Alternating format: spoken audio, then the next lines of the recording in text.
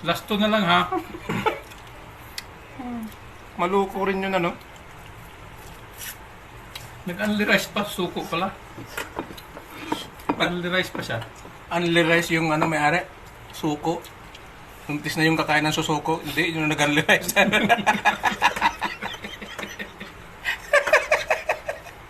Masama ang tingin. Nag-negosyo ka ba? Masama tingin mo siya. Customer. Ugag yun eh. Ano po, pagkalagay ng kahit 3 subo lang. Hayop na yun. Te, kanin. Kanin mo. Pagkaupo ko lang, kanin na naman. Pag malayo, wala, gwapo tayo. Tanga. Pag malayo, gago ka nyor. Ang niya mo. Pinalapit yung cellphone para makita. Pala,